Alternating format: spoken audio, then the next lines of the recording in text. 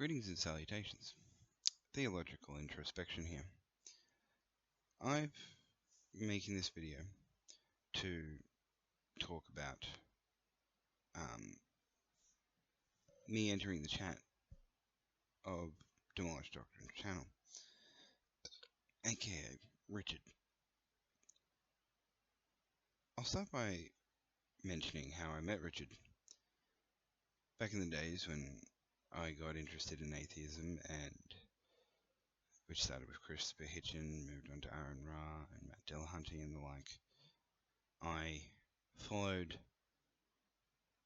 a bunch of the people in the side chat into a stream, which was Demolished Doctrines, and his eccentric views really seemed to resonate with me because they shared a lot of similarities with a lot of the things I believed and do still believe. And something was different. Something I can't explain told me or made me feel like I needed to keep an eye on this, to watch it, to keep going with it. And I got to know Richard and I really started to respect him as a person. But there was more to it. Something about his belief system that I really liked. And this led to me always wanting to join his chat. I did back in the day once. He led me down the path of Mary Schweitzer and soft bone tissue. And at the time I kind of felt annoyed. Because it was like, I respect you so much, and you've sent me down this path and I'm confused. I kind of don't get it. Because logically, like, I found the natural explanations and all these different ways to explain it. And I'm not saying it's true. I still don't really believe it is. That it's soft bone tissue from something more recent. It's not the way the date rocks, now that I think about it. But that feeling never went away. Just still wanted to be around Richard. I don't know. So I'll move on from Richard, and I'll move on to the people from the chat that really stood out to me. Some people that I'm glad I met, and some I'm not so glad I met, sadly. Maybe I can meet them in a better way the next time. I'm trying to have a positive outlook like Richard does with people. It's hard for me. Consider myself, I was a disciple of Richard, to be the doubting Thomas. I'm not going to know until it's shown to me. I'm sad. It makes, like, I wish I had more faith. But I don't.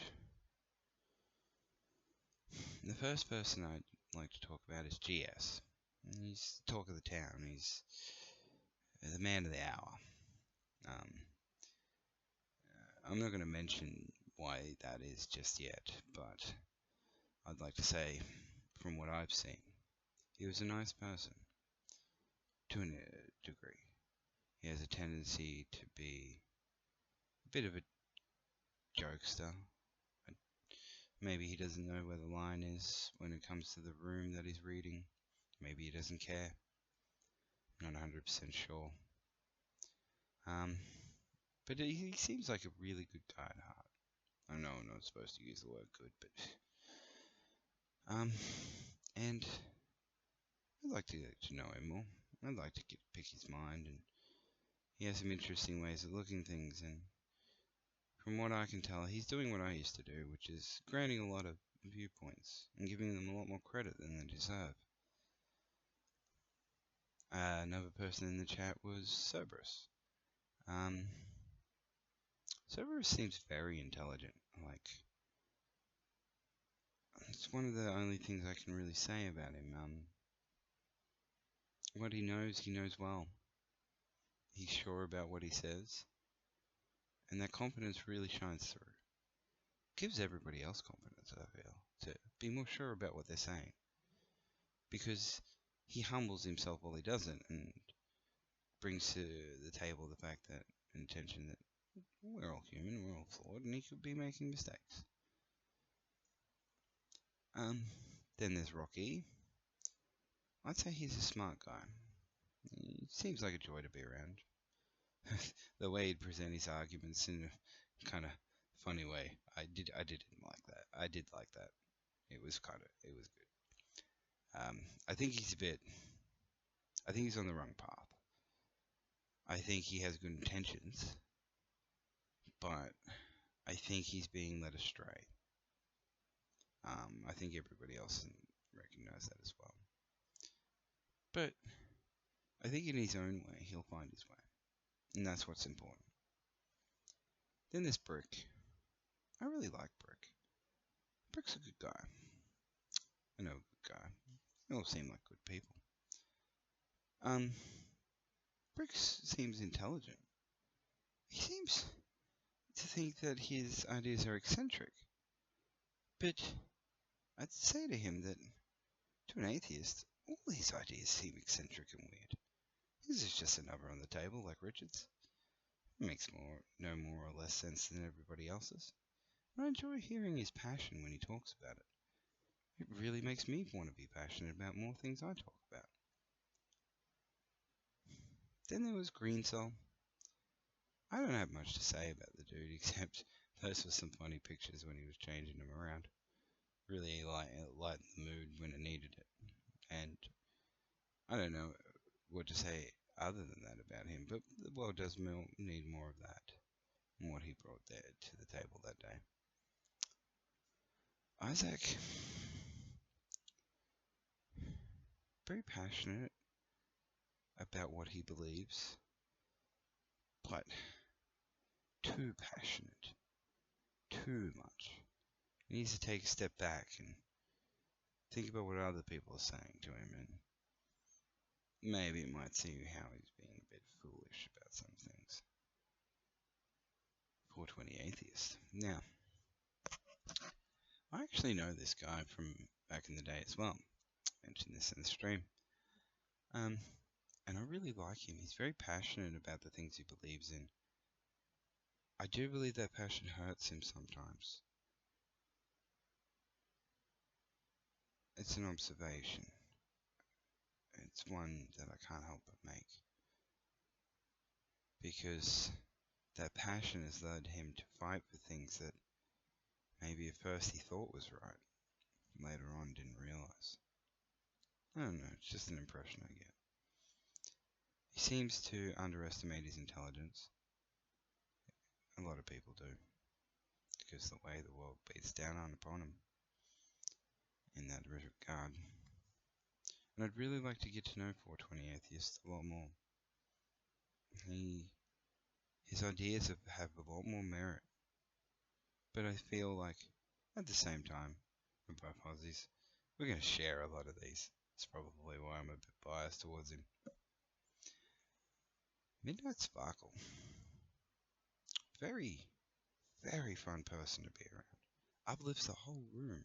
He underestimates how important that is. It's very important. And when he brings that to the table, it makes me forget a lot of the things that I was frustrated about, or annoyed with, or something like that. And it helps me to clear my mind to think more on the things I want to think about. And the world needs more of him. Just him as a person. He's a great human being.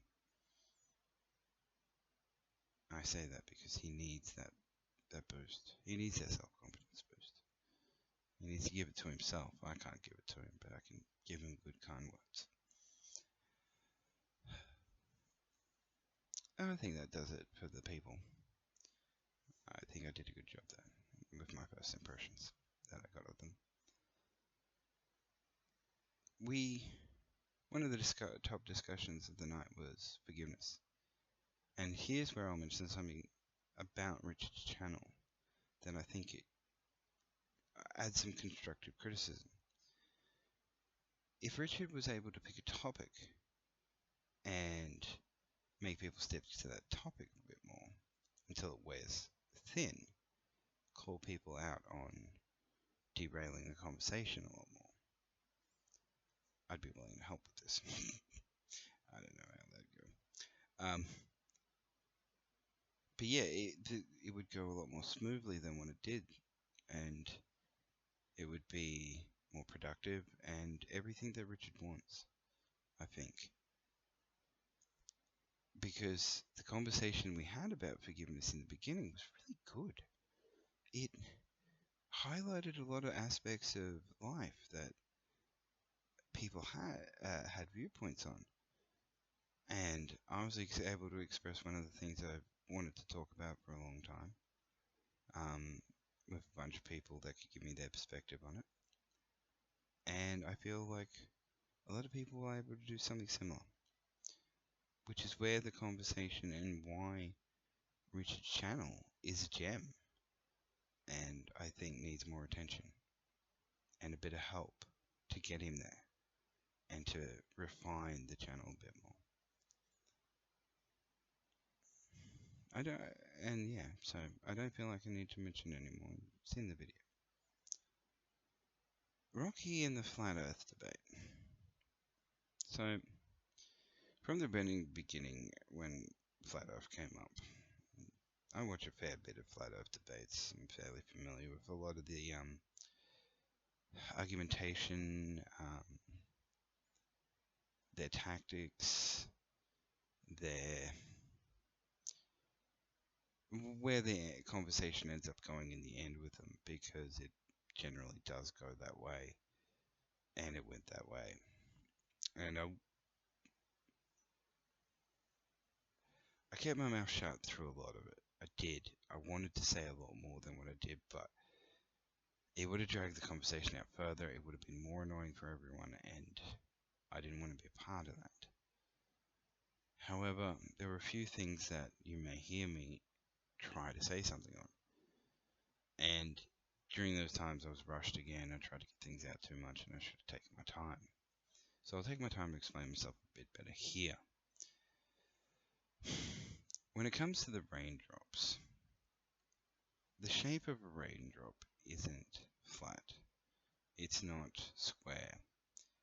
It's round at the bottom, pulling up into a point. When the light passes through it, from what I believe I remember, it passes through the bottom part to make the rainbow. This is what creates the arch shape, because when it refracts through the water, it turns it upside down and makes it the other way. If I remember correctly, it's like a full circle, but you can't see the whole circle, something like that. Messy details that I'd have to research again myself to refresh my memory. However, it also leads me to the other point about the rainbows, where he states that the firmament is what creates the rainbow. If I may be wrong about this, but doesn't the sun have to be outside the firmament to refract through the firmament to create the rainbow? So that presents a problem with that side of the argument. I don't believe Rocky was doing a good job of representing Flat Earth. I believe he knew that, and it's why he was reluctant to actually engage with a lot of the conversation. Having watched a lot of it, there are people who can do a much better job of defending the position than he can. I don't believe it. It's not my position. My position is more, it's probably round because their story sounds better. Doesn't really mean as much to me. I agree with GS on that. Doesn't matter. It's not going to change my life. Who cares? Be like some other concepts that are out there.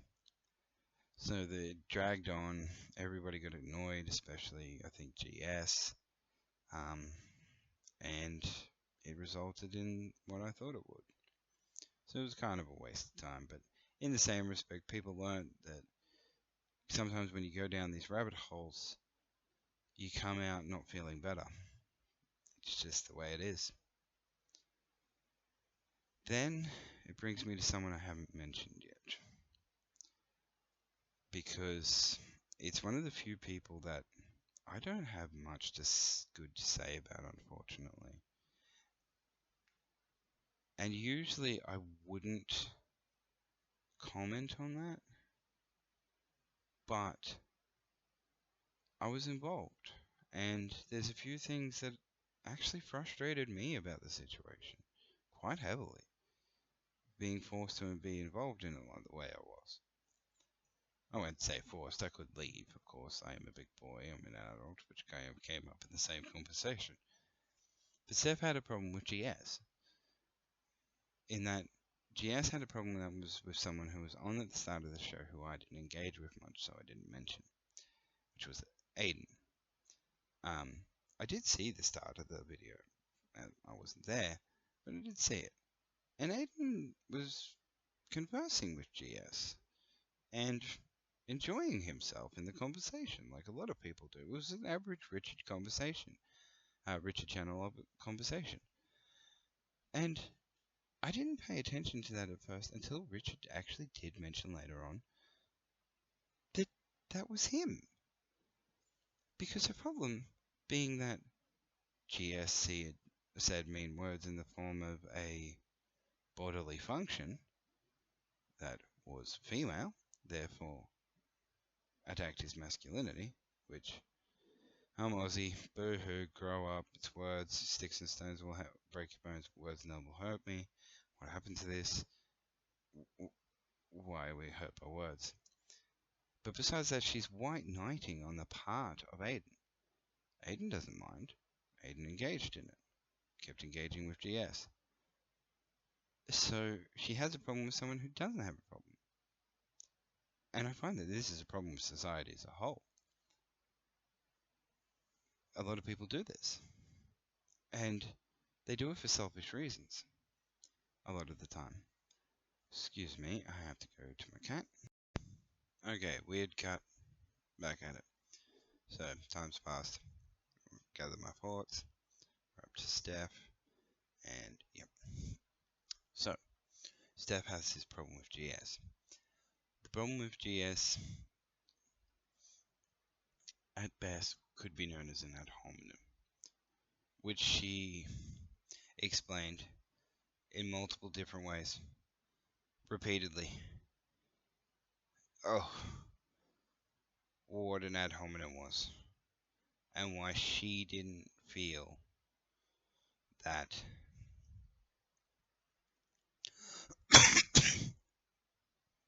oh, sorry, she didn't feel that was a good style of argumentation. Now, I explained to her at one point, I think, what an ad hominem was. Then I explained to her again later on that nobody considers an ad hominem a valid argument.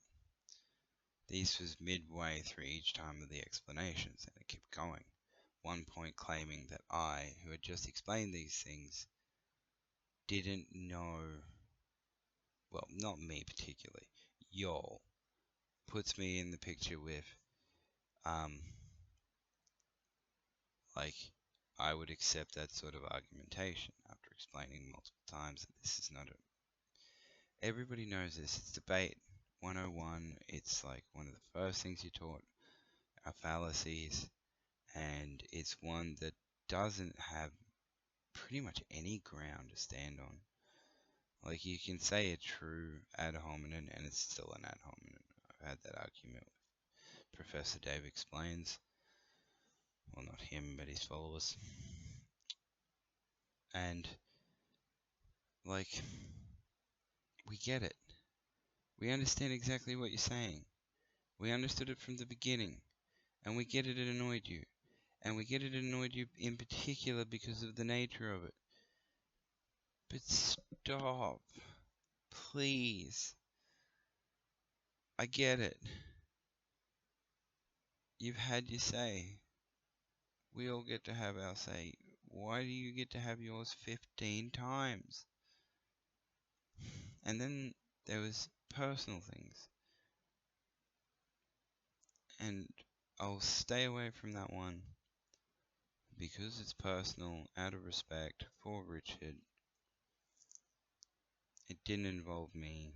I kept out of it for obvious reasons. It was frustrating to have to sit there and be patient, but patience is frustrating. Patience is also a virtue. The straight and narrow path would be easy to walk if we'd all be on it, sort of deal. And it's something I have to work on with my spiritual growth, even though I'm kind of good at it already. I am a patient person, but we can always use improvement in every aspect of our life, even if we think we're good at it. So, the drama just kind of ends. And the next thing that was very memorable to me after watching the video back was my conversation, well, attempted conversation with Richard about his solar system representation, to which he put it out there and asked for the challenge, so I gave my best attempts at some challenges. I'm not the best, so kind of iffy. I didn't really get anywhere with it. I'm still not 100% with him, but he convinced me more. I'll give him that. He kind of won that debate. And it was more just that during it, Steph kept having issues with some of the things that Richard was saying that were irrelevant to the conversation that was actually at hand. I kind of felt annoyed at this because it was supposed to be my turn, in a sense, to have a conversation with Richard. Not to say other people couldn't jump in, I'm more than happy to have that.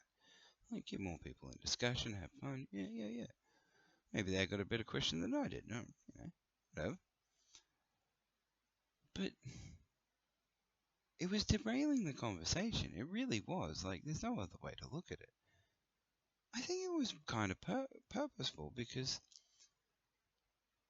towards it just really seemed like Richard had to discipline a child, to put it bluntly. And I'm sorry to Steph that sounds mean. I don't mean she is a child. I hope I'm getting that right with she. I'm just going to continue with it. But yeah. And it frustrated and it kind of hurt.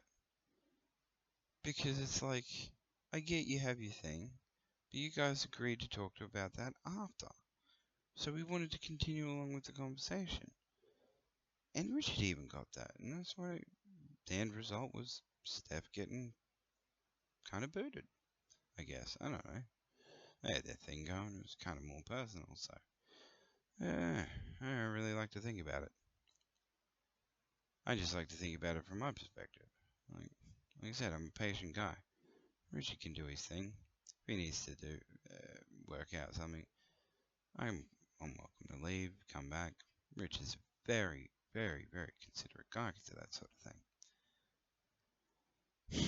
So yeah, and we did get through the question in the end, and like I said, I kind of felt a bit defeated. He did well. That's why I give it to Richard. He's kind of a mentor to me right now. I don't know. I know he doesn't think much of himself and he's quite humble and he would want to not have that. But guess what, Richard? That's what Jesus would do. So you're not making it better. Anyway, so there was some kind of interesting combos at the end that we had. Richard brought up some more topics and we got going. He's good at that. He went for a cigarette, kind of got a bit silent, talked to the boys. I need to get better at that. I need to like I'm doing now, because I am actually quite good at leading a conversation and bringing forth ideas like Richard. Maybe not as good as Richard. Maybe as good. Who knows? How do you measure something like that? But I'd like to do that more. Maybe do some streams on this channel. Who knows? We'll see. And that's kind of where, yeah, that was my intentions for the future. Another reason for making this video. I really do want to be a part of something. Something more. I want some spiritual growth. I don't know what I believe, but I'm starting to believe something. I don't know, maybe it's I'm getting older. We'll see. All I can say for now is that I'm going to keep an eye on these channels. I hope Richard doesn't disappear again. That would really suck.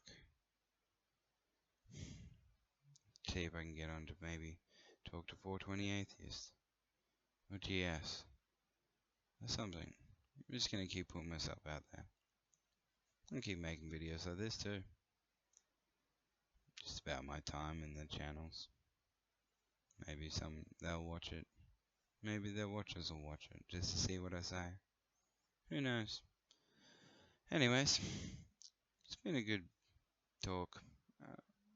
And I wrapped it up pretty nicely, I think. There's probably a lot more in the video that I didn't mention that could have probably used to mention. But it was a 10-hour video. More like 11. If I tried to do that, tried to cover everything that was mildly interesting, I'd probably be here longer. A couple of days even. And that's not the main point of this video. Point of this video is, if anybody wanted to know more about what I thought in that stream, this is it. And I plan to do it for more. Anyways, peace and respect, it's a good message, so I'm going to adopt it too. Sort of. At least for this video. I'll ask Richard. So, in that, peace and respect. Latest.